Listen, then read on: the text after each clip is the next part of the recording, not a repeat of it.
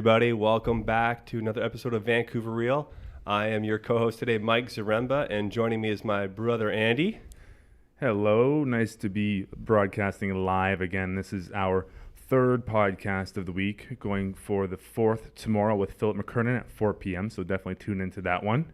Yeah, and we are, as per usual, podcasting here at a float house at 70 West Cordova Street. Floathouse.ca is our website. And if you haven't heard of flotation therapy, it's an amazing therapeutic application that you can use towards, well, basically calming down the central nervous system and the different applications towards mental health, chronic pain, deep facilitated meditation, introspective work, personal growth. There's a whole array of things you can kind of dive into with flotation therapy. So if you want to experience it, if you're in the city, floathouse.ca is our website. Use the promo code VancouverReal and save 20% on a single float. And what else you got to say for us? Well, we have several events coming up this weekend. Like I said, we have Philip McKernan coming on at 4 p.m. for a Facebook Live. You definitely don't want to miss that one. And this weekend, we are doing a screening of his documentary, Give and Grow. He's going to be doing a live screening. That is actually pinned. It's not pinned. Go to the VancouverReal.tv community page under events, and you can find that link there. And he's also going to be doing a live Q&A, so it's a chance for you to really connect with Philip. And Philip's one of those guys who's definitely extremely heart-centered and really wants to bring out the best in you, the best possible version of yourself that you can be. And he really encourages that through authenticity. So check that one out. That's on May 13th. Then the next week, we have our Mindful Mass meditation at the Vancouver Art Gallery. You can go to the Mindful Mass Facebook group page, and from there you can actually see the event we have scheduled on the 20th. And then on the 21st, we have Wim Hof, the Iceman, coming into town. Yeah. He's going to be doing a full workshop, which will include the breathwork exercises, a talk, and also cold water immersion. And if you haven't tried the cold water immersion yet, definitely give it a shot. It's a very unique therapy. It's actually more than just like joint pain and joint relief. Like a lot of athletes will use it for that. Wim uses it as a meditation tool, which, when you're in that cold water, it's really difficult to be worrying about whatever else might be going on for you in your life, like paying your bills and your job and that problem you had on the SkyTrain with somebody. It brings you into the present moment. So get ready for that. That's May 21st, Wim Hof at the Nest in UBC. And that event is pinned to the top of our Facebook page. And the weekend after that, we have Casper, and he's coming into town to do a full weekend immersion of the Wim Hof method, which will be a deep dive into that work. So it, again, will include all the cold water immersion and exercises. And he's going to take everyone on a hike through the mountains and just wearing a pair of shorts and teach you how to keep your body warm in sub-zero temperatures. So pretty exciting stuff coming up. Yeah, lots on the go in May. It's a busy month. And we're excited to dive into another episode here with a good friend of ours who we've been trying to line this up for a while now. We have Nikolas Badminton, who is a futurist. And Nick, first of all, welcome to Vancouver Real. Thanks very much. It's great to be here. Awesome, Finally, I know, eh? It's good. Yeah. And I was trying to think how we originally got connected. It was online. Did someone make an introduction? Yeah, it was our good friend Colin Easton. Right, Colin. Yes, Yeah. the networker. Yeah. From Not a Stranger project. That's that he right. did. Yeah, great guy. Cool. And then we went to Revolver down the street here in That's Gastown, right. had a coffee, and just kind of like, man, I don't know. We went off for like an hour or so, just diving deep into life stuff and the future and technology and everything, right? Yeah, that's right. And that was about 2 years ago, I think. It's quite a while ago. And then I came here and tried the floats, and that worked out pretty good for me, actually. Yeah, man. No, absolutely. And well, just to kind of a little bit of background on you, you're a futurist, and we'll kind of dive into more like what the heck that even means. Like, how do you get that job? Yeah. But you spent a lot of time in technology, Silicon Valley, doing different management consultancies, entrepreneurship, things like that. Yeah. You do a lot of keynote speaking now. You write different keynotes. You have other companies you're launching and forming. So you have a lot on the go, and you make a lot of appearances on mainstream television. Yeah, So that's BBC, right. CTV, CBC, Global News. Like, when you have a title of a futurist and you're really up on what's happening in technology and how this is shaping and forming our culture and our society and our civilization, it's always a fascinating topic. Obviously, we're a culture that's obsessed with technology. So But what else can you add to that? Because I don't want to miss anything. Yeah, for about 21 years, I've spent I spent a lot of time doing strategic sort of consultancy for large companies. I started working in software in the UK, in France as well. I worked for a satellite agency. It's like very futuristic, cool. like straight from the get-go, right? But I was building their finance system, so it wasn't that fantastically sexy. Okay. But like I went from that into the city of London, didn't really match with the finance world, and then got connected with some great companies that are based out of Boston, Massachusetts. Lots of MIT people, spent a lot of time over there. That mindset and that change sort of really sort of fed in, and I ended up working a lot in Boston and Denver and Dallas, Boulder, Colorado, San Francisco. Worked in Silicon Valley for a while, and this was in the early 2000s, just as that market was about to drop and go horribly wrong. And then, just worked in management consultancy. So, all over the years, I've been a strategist. So now over the past 4 to 5 years, 6 years, been doing a lot of writing, speculation about the future, been very sort of provocative, getting people thinking about what's going on, running events. I started off running events, just running them off my credit card, and just because there weren't any people like talking about cyborg anthropology, I did that with Amber Case, my friend Karis O'Connell. 150 people flew from all over the world to Vancouver. And it was like, wow, something's happening here. Interesting. Yeah, and continued, just kept pushing. Even when people weren't like engaging or even paying for these services and whatever. And just kept going. And eventually I was working for a company that it became a conflict. They're a public company. I was writing all this crazy stuff. Okay.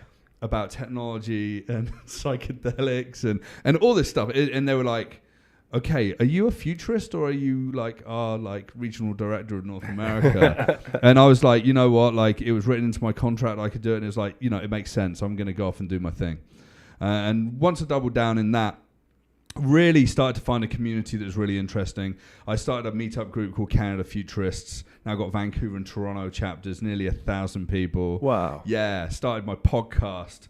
Doing more events like Future Camp. There's going to be one of those this weekend. Dark Futures is going to be in its 4th edition this year, and that looks at like the hidden systems in the world.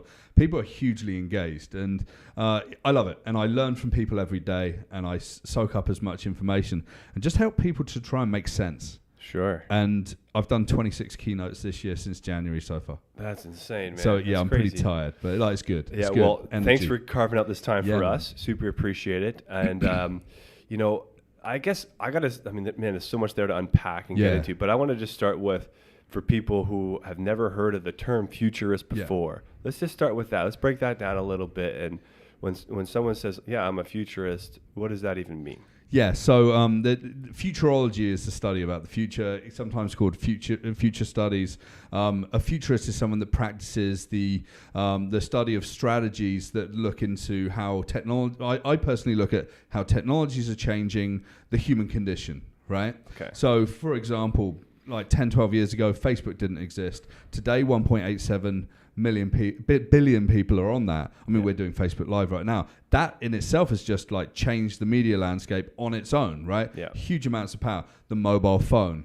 How cities are actually having to digest and process information faster than ever before. Right. How that's all growing. What do those exponential changes mean to the world? So the idea that you can launch something one year that builds off of 20 ideas that's gone before it, and 20 people will build off your idea, and suddenly in 10 years' time, we've got like self-driving cars and AI systems that are doing all the prediction work that humans used to do kind of poorly, but they're doing it perfectly. It's all those things. So futurism is just that idea of like, okay, I can see where we are today. I can see where we came from. Here are the lessons from the past. Here's what's happening today. But like, where are we going? 5, 10, 15, 20? Sometimes I'm asked like, what are we going to be in 2080? That's hugely speculative. To do that, I write sort of science fiction stories. And Pretty much, right? Basically. But like, am I right? Am I wrong? I look to a lot of other people in the world, like Ray Kurzweil, Alvin Toffler. There's a lot of futurists. There's some really cool guys out of the UK doing some work. I know a lot of people across a lot of different fields. Biohackers, and I know people building the technology, the people that are like sat in like these labs, like doing things like 4 years ahead of time. Crazy. And they give me these little snippets of philosophical discussions about how humanity's changing. And when you do that, you sort of start to form an opinion.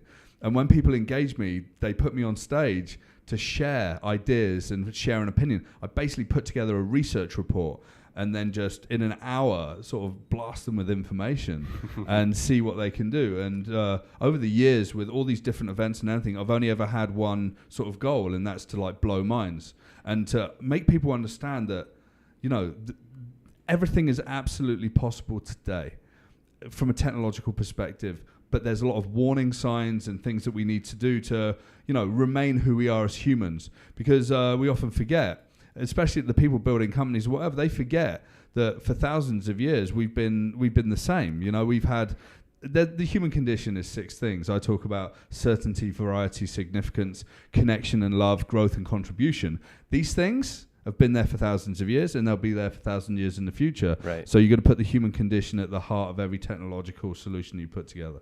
And that, more than anything else, blows people's minds. Yeah. Interesting.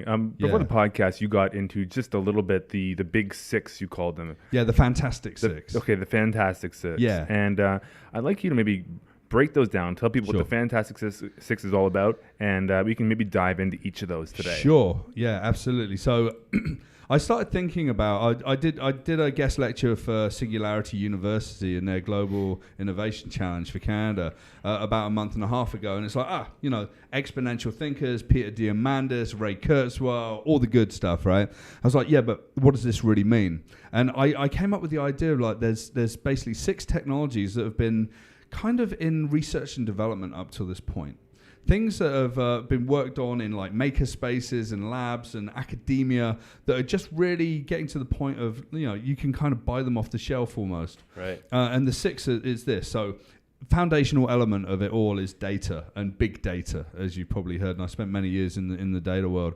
So it's the idea that you've got so much data being generated in the world, and you can then tap into the data information, knowledge and ultimately wisdom from that through using other systems as well. And that's like the first pillar of the Fantastic Six. So is that kind of like looking at like what people are writing, what they're saying, what they're thinking, what they're sharing, what they care about, what they're reacting to, and like extracting these sorts of behavioral patterns out of this data that's constantly being produced every day? Yeah, so 6 billion people in the world have got access to cellular technology. About 3 billion have got access to smartphones. Right. Imagine just those 3 billion alone, just every day, like generating like gigabytes of information, like where they are, what they're doing, the systems that they're using, how they're talking to people, everything, right? And I guess that gets more elaborate when, you know, you have the social medias come into those planes, and they're actually like being able to like literally have emoticons and like react to things like that. It gets even more in depth into the psychographic of a person. That's right. I mean, we can have.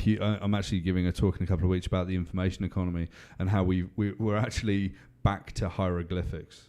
We're back to like the emojis, like absolutely communicating exactly how we feel. Right. I know hieroglyphics were a little bit more complex than that. Sure. But like, you know, just try this. Go onto Facebook and go to someone's most positive post that they have and put an unhappy emojicon underneath. Do you know what? They'll probably phone you and ask you what's wrong. Right. Like it's kind of like this raw, visceral human thing that we've attached. Emojicons have been around since about 1969. So early, the teletext sort of. You know, teletypewriters, like it was kind of used as a sort of joke between engineers, but it became this thing, right? So it's not just that. That data is just basic level data. We've now got, you know, one of the other pillars is the Internet of Things that I talk about. So 50 billion devices worldwide will be connected by 2020, says some of the larger manufacturers. And imagine all of these cameras and sensors and everything capturing information, throwing them into the cloud, and all this big data analysis can happen there. And then you put self-driving cars on the street, and that generates terabytes of information every day per car, and you network them. And so they actually think in the next like 3 to 4 years, data is going to grow about tenfold. So it's about 4.4 zettabytes today. It will go to about 44 zettabytes within 3 years, and it'll probably exponentially grow beyond that to like 200-300 zettabytes and onwards, right? The cloud. Yeah. So data is that first pillar, and all the other things sort of feed off of that. the second pillar is artificial intelligence, automation, and the Internet of Things is the third one. And I think these three things together, like the data, the AI, and Internet of Things, it's going to be the thing that fundamentally changes how businesses operate, buildings, people, cities, smart cities, roads. I was chatting to someone last week that talked to me about the sheer amount of sensors that they just put in tarmac today. Wow. You don't even think about this, right? Right, just yeah. like information, right? So this growth and this change can make us super anxious, or it can make us super enlightened, or it can like placate us, or advertisers can exploit it and change how we look at the world. Right. I talk about 5 companies as being hugely important in today's world, North American companies, right? So back in the day, some of the wealthiest companies in the world, there were oil companies, there were banks, there were like retailers, like grocery stores like Walmart or whatever. Yep. And today, the most valuable companies in the world are like Apple, Alphabet, who's like Google's parent company, Microsoft, Amazon, and Facebook, right? Why? Because data is that new currency. I say that data is the new oil, but it's that raw, crude state that needs to be processed. Data all the way through to wisdom, which is really messy and hard to get to. But they're brokering an ecosystem where all of this is becoming hugely important. And it's hugely important because that's the ecosystem. It's fairly risk-free to come up with an idea that's based on data to build a solution and test something out.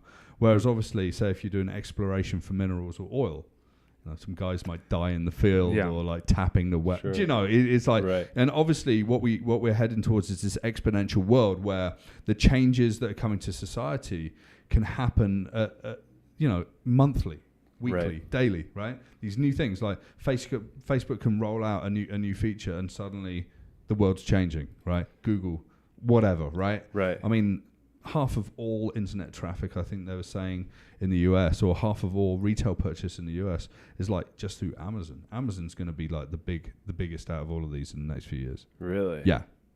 It's going to change everything. Crazy, man. So yeah, I can totally see how it is valuable to have people such as yourself talking, communicating, sharing information, extrapolating, looking at the trends, looking at the past, bringing it to the future, and knowing what is happening within tech, within data, within measuring, within all this kind of stuff, so that we know what we're getting involved with, and you can actually just help actually share that with people, because I'm sure a lot of people would love to keep this information very private for more profit potentially. Yeah, absolutely. If you like Mark Andreessen of Andreessen Horowitz, very big venture capital firm, Netscape, the early internet. Sure. I love the quote from him, right? The internet is a magic box.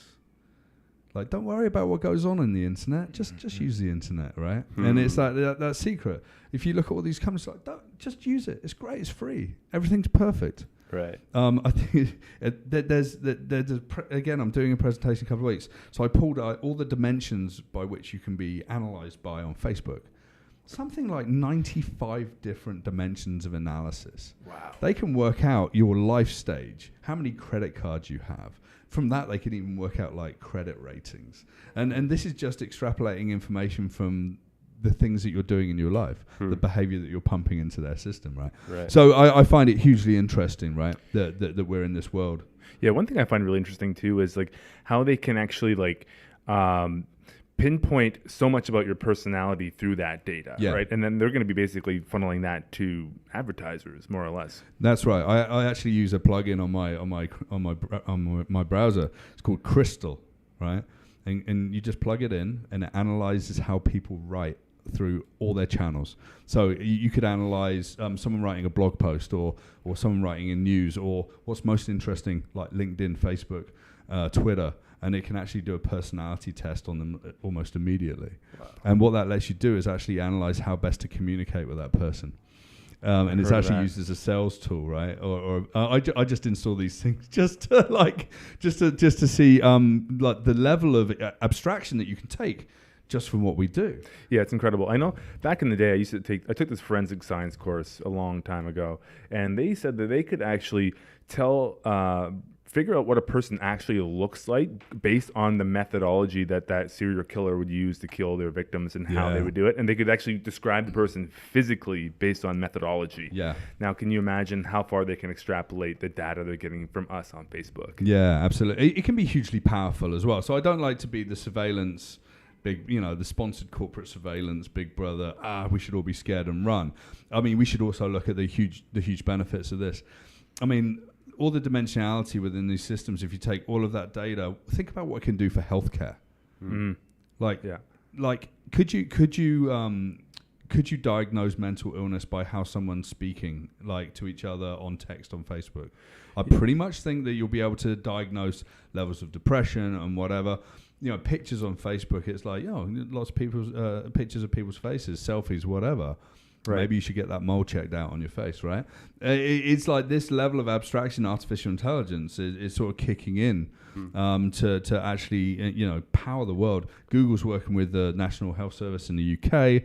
Facebook Health is going to probably kick back in the next couple of years and do something very interesting. There's some real power that's the goodness of the world. But again, they're brokering data.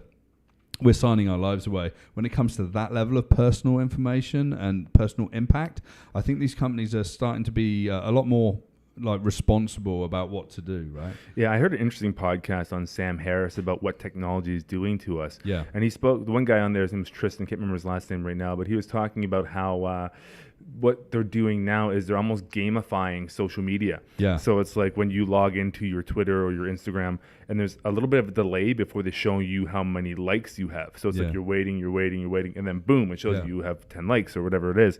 And you actually get that little dopamine hit as if you were playing a slot machine. Yeah. So it kind of gets people checking more frequently to see how much engagement they're getting. Yeah.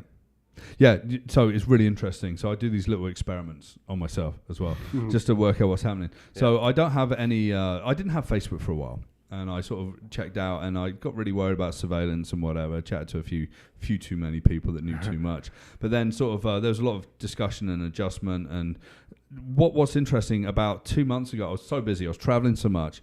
So I buy one of those phone cases that's an extra battery so my phone never runs out, right? That's already a level of anxiety. I sort of dealt with that. Then I turned on all of my alerts, right? So every single alert and all my platforms, just to see what would happen. Yeah. Within a couple of months, I reached and I started reading news incessantly, right? Because what's happening in the US, what's happening in the UK, everything's gone crazy, whatever. And it actually caused me to have a bit of a nervous break. Not a full breakdown, but one night I was just at home. And I had a great weekend with my friends. All this was happening. It got super intense with travel. I was folding my clothes, and I had this deep sense of loneliness. It was very strange because it was like a Sunday afternoon and all the alerts were gone. So what had happened was all the kicking in of the serotonin and the dopamine and all that good stuff, right? Yeah. It's like a crash after cocaine, they say, right? The researchers say that, these viral loops and double viral loops, just like you were saying, that little delay, that gamification it basically stimulates neurotransmitters and sort of chemicals within the brain to form bond with other people. Right. And as soon as that bond drops, it's why we feel bad if we text someone with a lovely message and then we don't hear from them for a day and a half. We feel like crap, and it's not only emotionally; it's because the brain's kicked in a whole bunch of serotonin and dopamine, and then suddenly you're high, and then you're not high on that stuff. Yeah, right? I think anybody who's been in a significant relationship and is communicating to that significant other via text could probably I know exactly what that feels like. And I wrote a blog post about a year and a half ago about being crazy in love. And it's really interesting, when you do meet someone can overstimulate you so much that suddenly when you don't see them or they just step away a little bit, you're like, post-traumatic stress disorder. It's kind of interesting, yeah. Can you speak to the idea on how, I've heard different things that Facebook actually plays around with, funny we're broadcasting on Facebook Live and we're talking about it like this, but they play around with people's news feeds and algorithms, and they'll show certain people different feeds, and they'll actually try to play with people's emotional states, and there's some sort of the accusations of manipulation going on there of individuals, just them testing different things to see if they can do that. Have you heard about that? Yeah, so there's a few things that have happened around that. I don't know exactly what goes on within the algorithm. Obviously, that's proprietary inside Facebook. Yeah. Disclaimer. But the information that's sort of hit the news and the discussions that have been had, I think there was a couple of years ago, there was a piece of research that sort of came into the public, into the public world, and it wasn't supposed to be there, and it was from a university in the US that had been working with Facebook, and they'd been manipulating the mood of people, right, by promoting certain posts in there. And most recently, there was some controversy because they were colluding with someone else to look at depressed teenagers and to push messages in front of those teenagers at certain points to sell product or gain opinion on whatever. So these algorithms and these changes and going beyond Facebook, going out into the wider world, algorithmic kind of advertising and all these things, they're just trying to tap into in your current mind state, what's going to resonate with you the most. Because if you say something if they say something that you're looking for, then you're going to bond with that brand, or you're going to bond with that individual, right? I mean, the U.S. election and the current administration's campaign. Yeah. When they were running in the election, they did like hundreds, if not thousands, of micro-targeted campaigns to people. Wow. Just to hit into their their feeling on those particular days, right? Wow. Yeah, and it's interesting, and coming back to like the human condition. People forget these technologists and the viral loops. Well, you got to understand too. Like, I heard on that same podcast they were talking about how behind Facebook, on the other side of it, you have 1,000 software engineers that are figuring out how to keep people as engaged for as long as possible. The whole thing is like keeping people on the site as long as possible. Like, I think same guy said too, the average person's now pulling out their phone 150 times a day. Yeah, absolutely. And I think that something like 95% of people with phones, like then the phone's never out of arm's reach, right? It's always there. It's omnipresent. I'm terrible for this. Well, for me too, 24/7. Yeah, I'm like, no, turn off. I'm trying to institute, like, I'm going on vacation, doing a big road trip. I want to turn off all my technology. It's making me hugely nervous. But like, what if somebody says something about you and you don't know it? Yeah, well, I've been connected. I've been using computers since I was 10 years old. But like mobile technology, like drags me down into the world of like constant connection. What's happening? Who's emailing me? Maybe someone's asking me to do some work. Let's not miss that opportunity. Right. Yeah. And all that. Whereas before, it's like if someone wants to get a hold of you, they can work it out, right? Yeah. So it's hugely interesting, and it's not just software engineers. You got to remember that these software companies and these apps and platforms, they hire psychologists. Totally.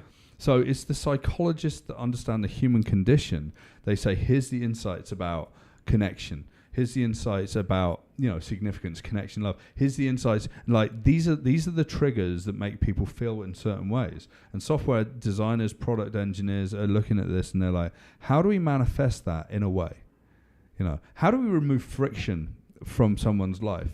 So there's a guy, a really famous guy called Daniel Kahneman, who talked about fast and slow thinking. You probably come across this. Yeah, I've heard of this before, but remind us. So all of these, so it's the idea. So it's reflective and reflexive thinking. Reflexive thinking, which is fast thinking. You walk into a bakery. It's like, I want that cupcake. You buy the cupcake, you walk out. But if that process is sort of disrupted in a way, maybe there's a queue. You suddenly flip over from reflexive thinking to reflective thinking. You're like, oh, it's too many calories, and you start really rationalizing like why you're actually buying that. So like you walk into the empty bakery, you buy the cupcake, you start eating it, everything's good. You stop for a moment, then it's a problem. All of these software companies are making you use software that just completely promotes reflexive thinking, and you don't have to worry about it. So, for example, Amazon, it holds the pattern on the button. You just press it once and you buy it, and you leave Amazon.com. Done. No time to think, no time to wonder. Now, come to 2017, Amazon's now like playing around with like the Internet of Things and big data, AI, and sensors and cameras, RFID and whatever, in their Amazon Go store, and they'd actually built one down in Seattle. They just did it for a trial period. But you would walk in scan your app, go up to a shelf, take something off the shelf, put it in your bag, and you could walk out, and it's an automatic thing. So 1, you're going to pay more money for your shopping. 2, you're not going to have any guilt or any rationalization about everything. You might have that when you get home, but the bottom line is you've given all your money and all your data to Amazon. Like, rock on, right? Yeah. Man, it's crazy. Yeah, it's nutty. And like, I just, when you're talking, all you can think about is the Spider-Man quote that with great power comes great responsibility. Yeah.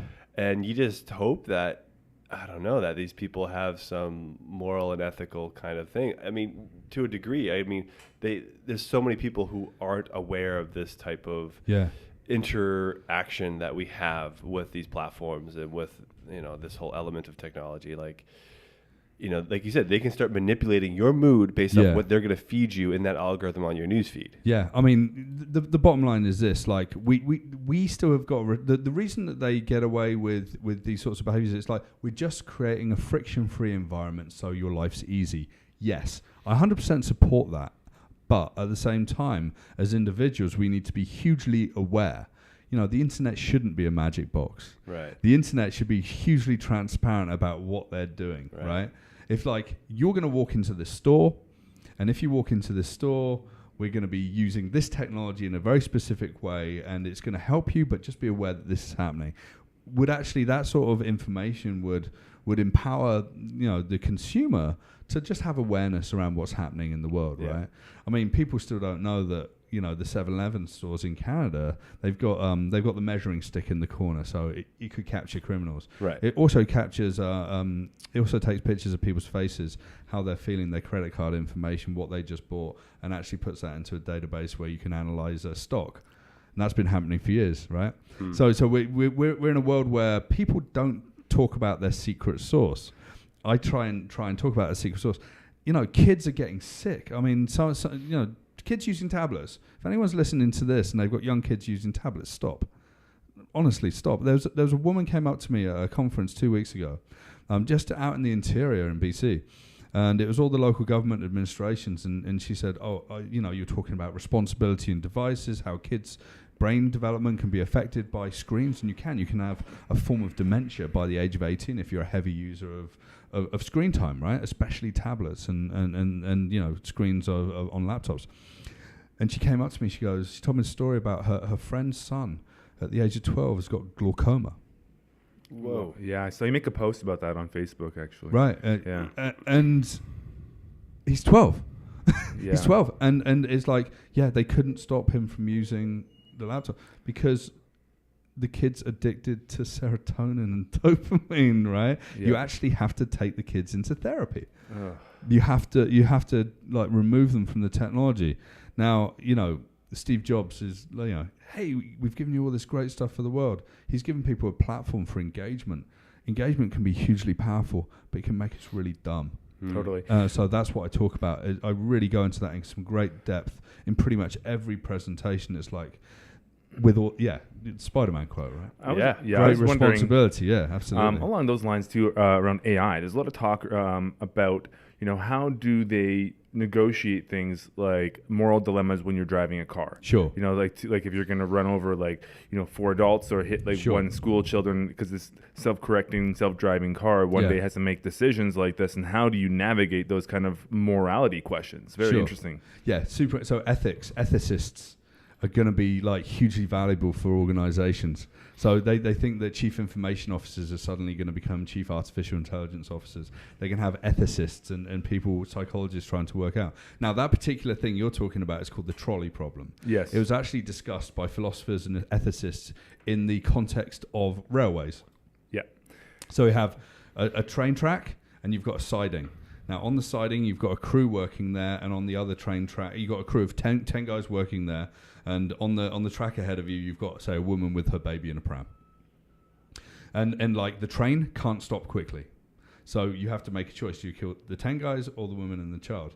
Now, everyone uses this example in the context of self-driving cars.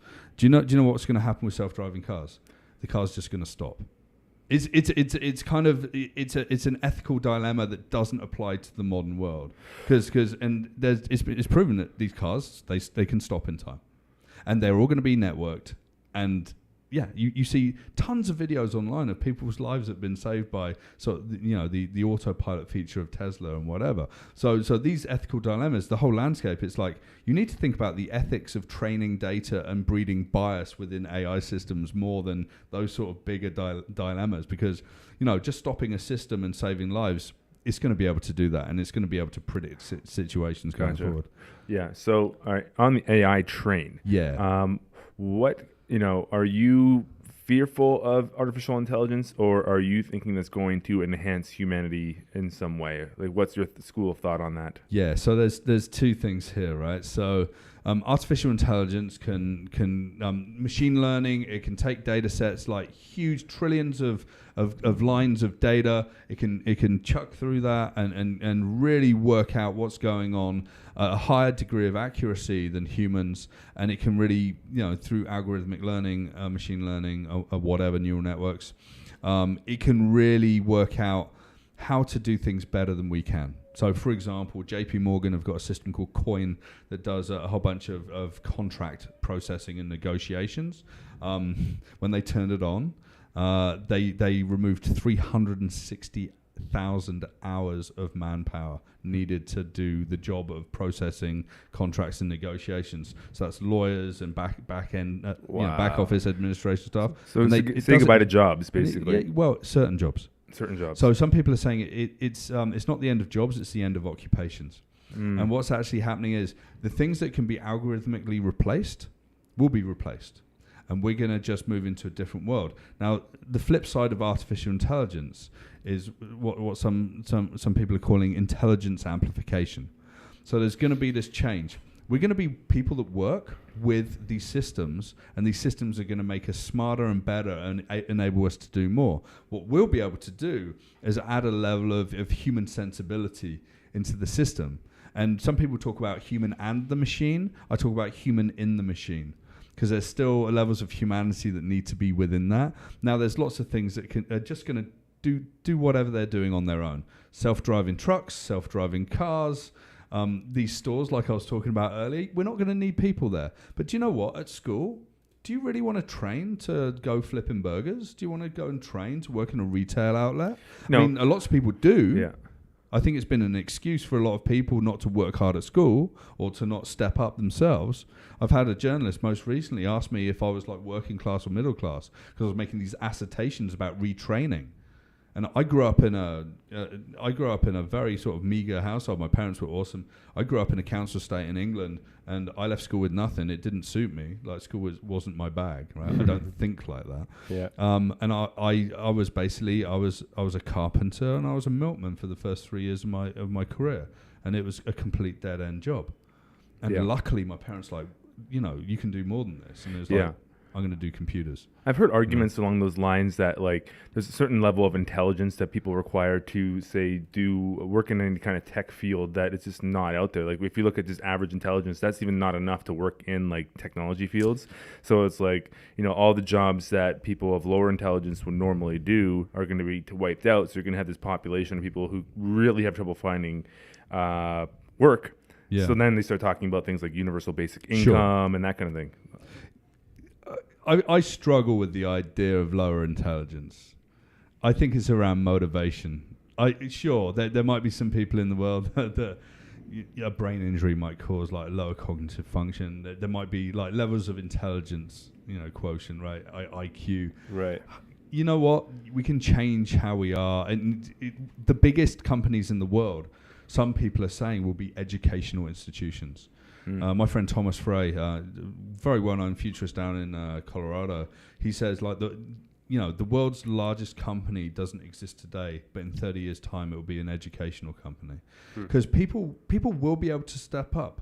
People will be able to do more. I think we've actually we've grown up in a society where there's been a lot of people actually telling kids what they can't do. Right. Right. I saw it all the way through going to school. And limiting self-beliefs. That's right, limiting self-beliefs. What can you do?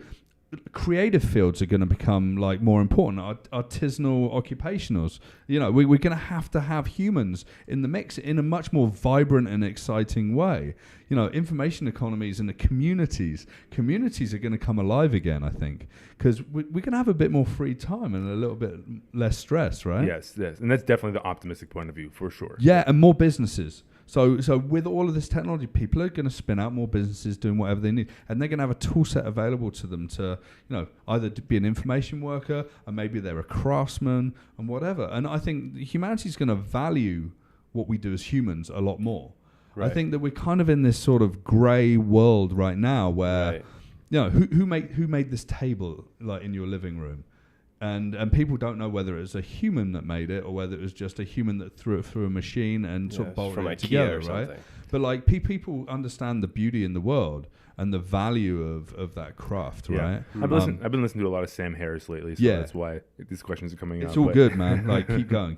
Yeah. I mean that's it, and I think it's really important. So intelligence amplification, I think, is going to be the preeminent use of artificial intelligence, big data, and sort of humans. People are going to work with lots of contracts over time. They're going to change their jobs every 3 to 5 years. That's what I've been doing anyway. I just didn't realize it was that like trend that was coming. I just realized that as the world changes, people are going to change. And do you know what? What's going to happen to all the truck drivers that are going to no longer be driving trucks? Well, they're going to move into logistics, or they're going to move into road planning, city planning. Imagine the insights from someone that's been driving for 30 years. Like, imagine how they could feed into the system in a much more valuable way. So administrations and governments, large companies need to realize that we can bring these people in. Design thinking is about building thinking on top of thinking from people that don't work in the field that you work in. Designers are useless on their own. They need the people out in the field. They need the people with the experience. So you're not worried about the Terminator? You know what? Like, it's interesting. I mean, one of the very first jobs I was interviewed for back in... when did I graduate? 96. 97, 98, I was down in the south of England. And I was interviewed for a job programming an AI language called Ada. I did AI at university. Programming Polaris missiles. And I said, no, thank you. Because I found it a bit heinous to work on missile systems. But like Terminator, robotics, I don't know, autonomous systems that are going to come and kill humans. I mean, humans kill humans. Right. Like humans will put the intent into anything. It's like guns don't kill people, humans do, right? It's a similar thing. I mean, these autonomous systems, there's actually some campaigns around the world. The campaign to stop killer robots is one of them. Lots of the world's greatest thinkers on AI and ethics. And when you see those DARPA videos, though, you get thinking, like, that thing looks scary as hell.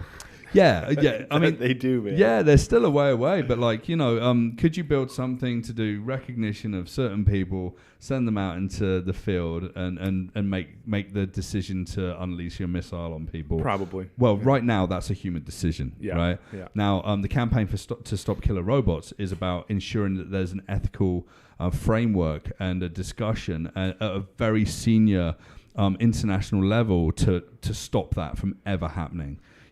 Could you use AI to determine a risky situation on the ground, say in a warfare situation, and make a decision? Sure, absolutely.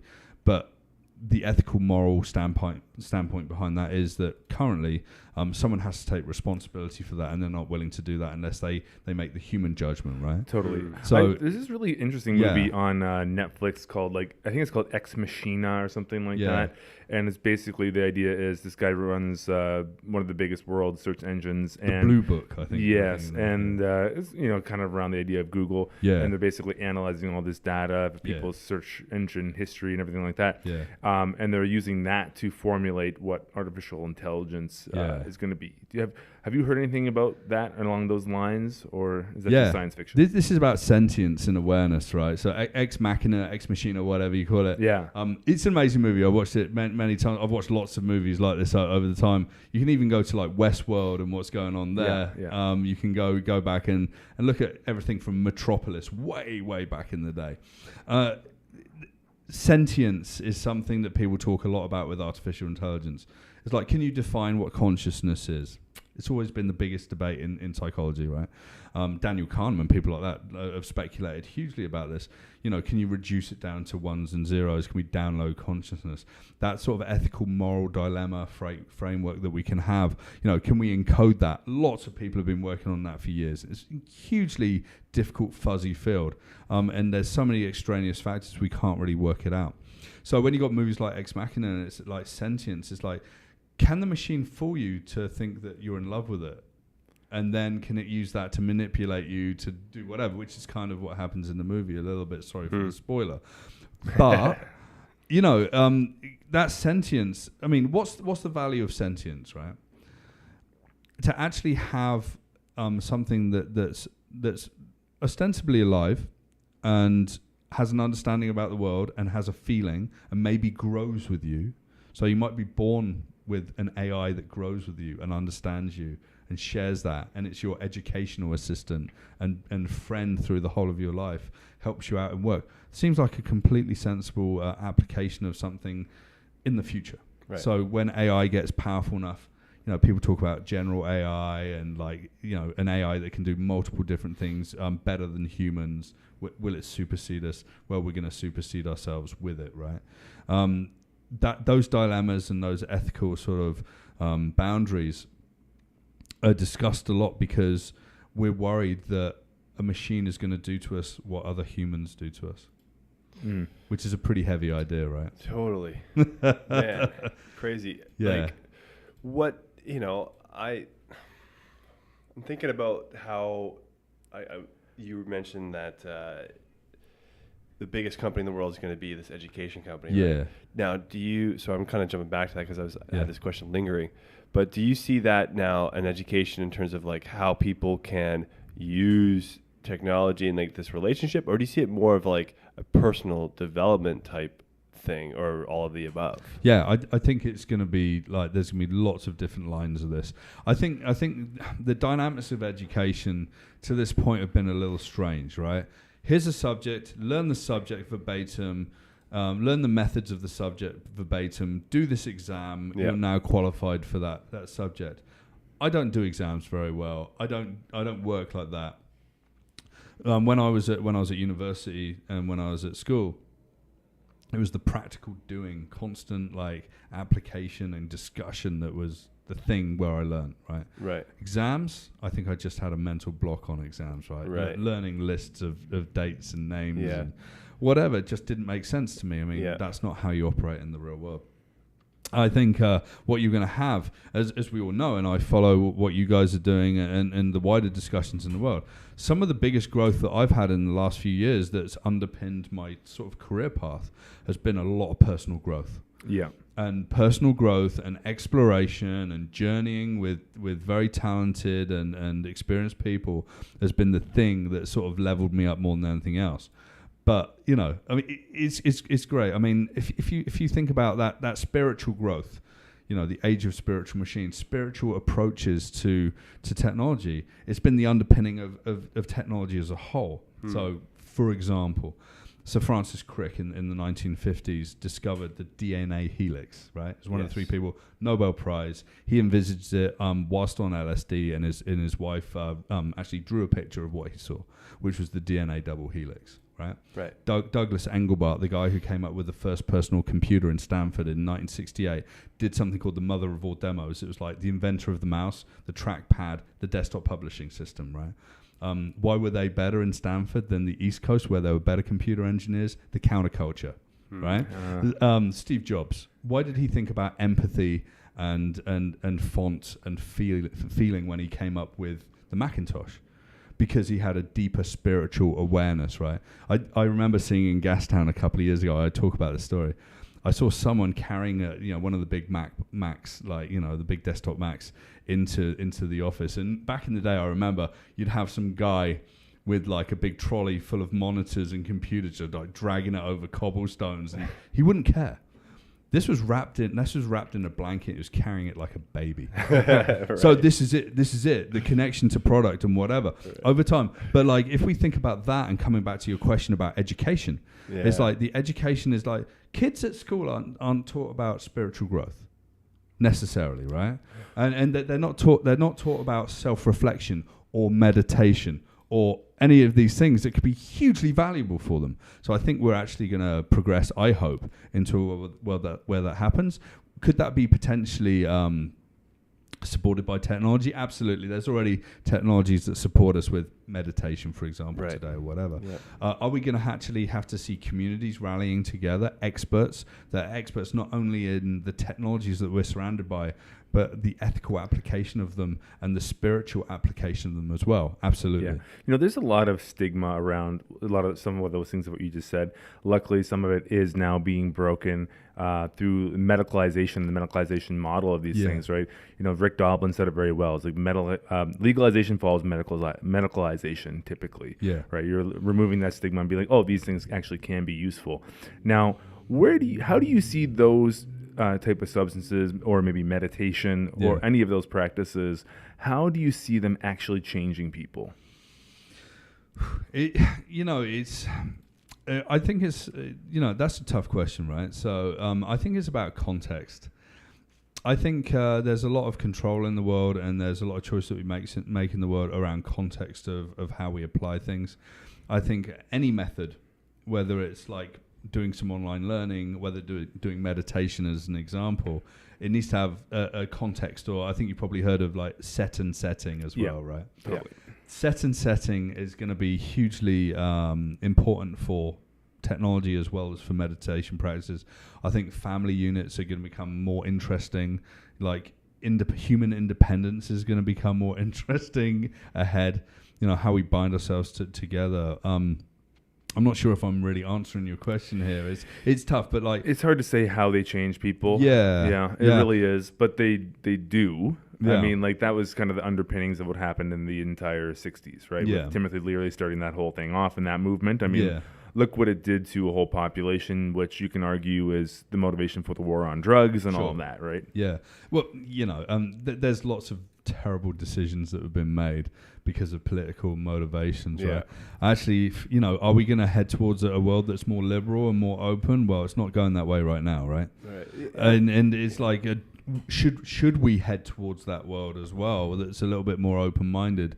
It's a tough journey because the moral majority, the people in charge, think that they've got a responsibility to keep the world as straight as possible. Yeah, and tapping into that topic before we wrap up here, but like, how do you see potential outcomes of like politics and nations and the whole concept of globalization? Yeah. What do you see in that realm? Do you see things amalgamating more? Do you see things getting more separatist? Or what do you think? It's interesting. I always go back to historical perspective, right? Right. Genghis Khan tried to take as much as he could, right? Was it they say about 10% of the world's population is directly related to Genghis Khan? Something like that. Yeah. Like the Roman Empire. A lot of it was about land grab. And ultimately, those land grabs were to destroy borders and try and centralize a power and a philosophy, right? If we look at the world today, it's basically built on war and taxation. And all the borders are around that, and it's difficult. Immigration and those discussions are so intense right now because, every time you try and create some free flow in the world, it becomes really intense. I grew up in England, part of the European Union, soon not to be, which, I won't share my opinion on that, but it'll become quite clear. But I'm all about free movement of people around. The trouble is that there are some people that don't see the benefits of that. Could we drop all the borders in the world, and what would that world look like? Well, there'd be migrations from certain places that aren't as abundant into places where they are as abundant. So Canada, the US, the UK, whatever. And I don't actually mind that too much, but there does need to be some controls around working out how those dynamics change. There's only so much land mass that you can fit people into, right? Yeah. But what's been found is diversity and the change actually leads to a much better and more dynamic world. For example, like some of the greatest inventors in the world, like came from Persia and Italy, and they didn't stay in Persia and Italy. They like traveled the world, and China. They shared everything, and I think that's where we have to head towards. This is where technology, I think, can take us into like online forums, like global forums, where we can have these really deep discussions. The World Economic Forum, Davos, all these things are incredibly important, even though they seem very exclusive. They're actually quite democratic in a way in terms of getting that mind share out there into the influences that can change the dynamics of even borders, right? And then you've got the moral majority that try and close everything down and protect themselves, but they're only trying to protect the next 5 to 10 years, and they don't see out like 30, 40, 50 years, right? When you say moral majority, does that refer to people like in the whole extreme political correctness realm? Yes. Is that referring to that? Yeah, I'm talking about the old white guys. But like it's sort of like it's literally like the people that have taken it onto their shoulders to like say what's right and what's wrong. Whereas I think that true democracy is to take inputs from a lot of people all of the time, not every 4 years with an election or whatever, right? I mean, and this is a new way that even the World Economic Forum, United Nations, everyone's saying it's like constant communication, open data, like a complete cyclical conversation. That's constant optimization of the people within the system, right? Mm-hmm. Totally. Crazy. Yeah. Nanotech. Yes. What about Love it? What do you know? talk about nanotech? Okay. Where's that going? Yeah. So I was I do work with the University of Waterloo, and I was there earlier this year, and I chatted to Edward Snowden on stage. That was pretty crazy. I chatted to a whole bunch of people, quantum computing, nanotech, went to their nanotech center. Nanotechnology is super interesting to me.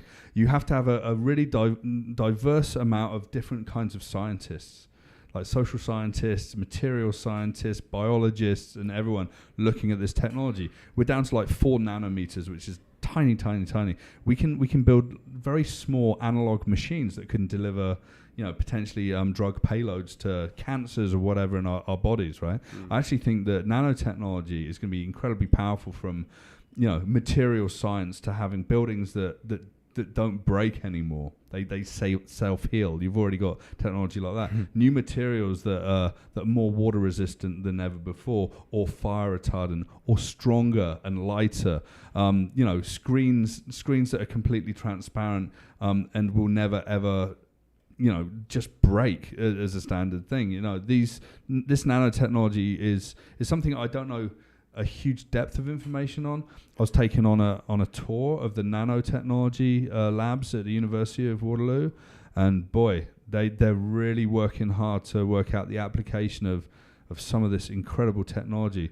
Imagine if every single body in the world had like 10,000 nanobots within it that actually help maintain a level of health, or they actually do. They actually go around and they fix cells, anti-aging. It could lead us in so many different directions. How far away is that, do you think? 15, 20 years. Like to Wow. a level of ability. Yeah, I mean, people like Kurzweil says it's a lot closer. But like actual application of nanotechnology in a very practical sense, certainly affecting humans and the human body. Yeah, 15, 20 years. Wow. So you think they'll be able to do things that would require surgery now, like knee surgery or back surgery, could potentially be done with nanotechnology in the future? Yeah, absolutely. Wow. Wouldn't that be cool? That would be be very cool. Yes, I mean, this is where we're going. The realms of possibility. I get into trouble when I say things like this and give these predictions. But the people that the people I talk to and just see the opportunity, exponential growth. 4 nanometers this year, 2 nanometers next year, 1 nanometer the following year. But then each of those abstractions working out the practical abilities. Wow. It's just incredible. And it's just like, the Fantastic Six that I was talking about, Right. which was like, we didn't get to the others, but big data, AI, Internet of Things, additive manufacturing, renewable energy, and gene editing. All of those things got to a point from research, academia, whatever. Things like nanotechnology, quantum computing, and everything is going to come out of the labs in the next few years, and it's going to be applied from a practical perspective by commercial companies, and it's going to change everything. Ray Kurzweil. Yeah. So he talks about the singularity. Yeah. Right? He says there's something going to be like nanotech across the entire universe, and eventually it's all relaying information, and that becomes a singularity. What are your thoughts on that idea? Yeah, I mean, singularity is the idea that you get to a point. I think it's around 2045 or so, where you get to a point where machine intelligence surpasses human intelligence, but not just one person, all the human intelligence in the world. That's the idea. It's the idea that we meld as man and machine, and suddenly we end up in this transhuman cyborg reality. Now, there's lots of people that are pushing us towards that. There's a lot of criticisms around the singularity. People say that the world, the more things that we solve, the more questions arise. So do we ever reach that point of singularity, right? Does understanding ever stop? You know, I think the singularity can get to a point where it's like we know enough to get to this mind state. I think that it's not that simple. And it's a heavy, heavy discussion. Totally. Yeah. I met Ray Kurzweil last year. He's a brilliant man. Honestly, Yeah. he's a brilliant man. Genius level kind of guy. Like he's been an inventor since he was a young teenager. Cool. He's invented like optical character recognition systems. He worked with Stevie Wonder on the Kurzweil sort of synthesizers to create like some of the realist like orchestral sounds or whatever that there was. You know, he's just brilliant. He's absolutely brilliant, but controversial. Yeah, Totally. So, next big question, jumping to another genius. Are we going to Mars? So why did we go into space, and why did we go to the moon? That was because of the Cold War, right? And there was a lot of there was the power struggle between the US and Russia. What came out of it is more interesting to me. You know, the invention of a number of different technologies came out of it. Everything as simple as Velcro to like freeze-dried food, down to some jet propulsion, materials science and whatever came out from those kinds of endeavors. Now, should we leave this planet and go and find other planets to go and live on? Sure, I don't mind that as an idea. Should we go to Mars? I'm not a huge fan of the idea. I mean, it's like I don't want to go. Who wants to live there, right? I actually met someone about 3 or 4 weeks ago that's on the short list for people to go to Mars, right? Man. And it was like, a lot of this is dream big and think differently. Imagine how many technological progressions we can make by trying to design rockets and all the systems that we need to take us to Mars. So my Fantastic Six, you can put them all in a spaceship with a bunch of people and build an entire new civilization. Now, is Mars a great place to live? I think it'd be a terrible place to live. Yeah. It's got it might have an abundance of certain natural resources, but it doesn't have what we need to survive. Now, would there be research teams? Sure. Will it be one-way tickets for average civilized humans? I think that's a little bit in the realms of science fiction. Will Elon Musk eventually get fired off to spend his final days on Mars? Hey, who knows? He's an interesting cat anyway, right? Do you think, in terms of what we know about the environment and pollution and everything that's going on right now, are we going to be able to turn it around quickly enough to catch this before it gets out of control? Or what's your prediction there? Yeah, I mean, this is really tough. I mean, You've got some governments in the world that are very progressive. Even this week, China is still behind the Paris climate agreement. You've got the US pushing against that. You've got Canada that were really late to the game, to that discussion, right? I think we all need to make a step change forward. I think I talk about the end of oil-based economies a lot. It gets me into trouble in Canada when I go to places like Alberta. But we're going to stop burning fossil fuels. That's going to be the one thing that's going to come. China's going to lead that charge. North America's dragging behind, but a lot of people in Europe. I think Germany's electricity. I think Germany's power is 85% renewables now. Wow. Yeah, it's about 66% renewables for Canada as well. So we're getting there, but we're still burning fuel on the streets. Right. Yeah. Now, around 2023, electric vehicles are going to be at parity with combustion engine vehicles. People For cost, you mean? For the cost. Nice. So that's huge. Yeah. Well, what's even huger is the Tesla 3. They've sold 400,000 cars that are going to hit the road 2020, 2021. We're going to have to generate electricity cleaner and more cheaply. We're going to have the streets lined with electric vehicle charging stations. I actually think that there's going to be a tipping point. There's some really great thinkers in this area. By 2030, they think that the oil economy from a transportation perspective is going to be completely decimated and replaced by electric vehicles. And the electricity is going to be generated from solar, from wind, from hydro. And I'm the most excited about this one particular area because I think that it's going to give us an opportunity to try and straighten out the world. These climate change deniers, seriously, like, removing like scientists off of the EPA in the States and replacing it with people from industry. That's insanity to me. Right? Yeah. You just said today, he's like, it's insane. It's absolute insane.